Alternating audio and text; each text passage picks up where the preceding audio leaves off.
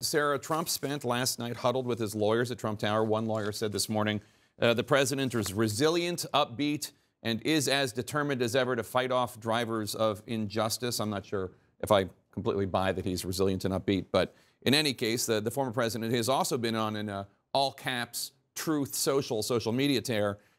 In one post, he attacks former Attorney General Bill Barr, his own Attorney General, saying, quote, "Why does Fox keep putting on Bill Barr? He said he did investigate the 2020 election, but he didn't have the guts to properly do so," and on and on. What do you think is going through Donald Trump's head right now? I think his Truth Social is revealing of where his mindset actually is, which is he's panicking. They're going to try to spin this into a win, the Trump team. They're going to try to say that, this is a good thing for him in the sense of their fundraising, that his supporters are rallying around behind him. But the truth is that we know this isn't a good day for him. Donald Trump is feeling the walls closing in. He's finally being held accountable for, a potential crime he may have committed. And so this certainly isn't a good, positive day for them. But he's probably going to go out there and try to put on a fake bravado and try to, rally up his supporters when he gives an address, whether that's later today around 8 p.m. Eastern time, or if he does end up making remarks before or after the arraignment. So we'll just have to see how he handles it. But there's no way that this is a good day for him or his team. And Olivia, as Sarah noted, the walls are closing in. This is just the first wall of potentially many. Their special counsel, Jack Smith, has 2 investigations into Donald Trump when it comes to classified documents, when it comes to January 6th. Down in Atlanta, Georgia, the Fulton County District Attorney is looking to Trump, trying to steal that state during the election, not to mention, of course, civil cases going on. Do you think this is just the first domino of many? What do you think? I do. I think this is the first step finally towards accountability. And I think, for many of us who have been out here speaking the truth, calling things out very honestly, I think, we're all sitting here saying it's about time. I mean, Michael Cohen, he's sacrificed a lot. He has been out there telling the truth for years now. And I think, this is someone who went to jail. He paid his time. So to Americans out there, and I was watching a poll with Republican voters who are saying this is all politically driven, all of this, because they're parroting the talking points that our Republican leaders are out there saying time and time over and over again without even really waiting for the facts to play out on this. I would say if you had broken the law and you had gone to jail for this, you would, and somebody else had broken that same law, and you had carried it out, breaking that law at their request, you would want that person to be held accountable. And that is why this first case matters to me. I think that is all part of what this country is based on. It's based on rule of law and our principles and saying that no one is above the law and they should be held accountable. Joining us now, someone very familiar with Donald Trump, former acting White House Chief of Staff Mick Mulvaney.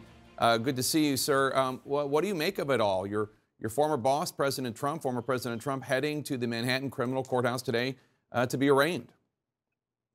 Yeah, Jake, I think defiant and focused is probably consistent with what I would expect.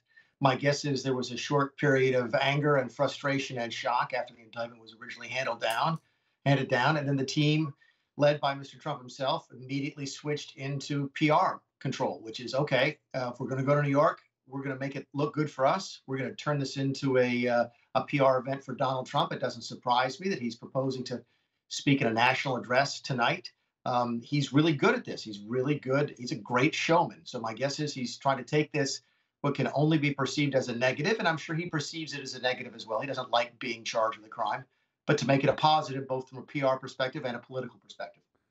We hear a lot of Republicans defending Donald Trump, criticizing the district attorney, and on and on. One thing you don't really hear is any of his defenders saying that he didn't do this, that he didn't pay hush money to Stormy Daniels or have hush money paid. He didn't have business records falsified.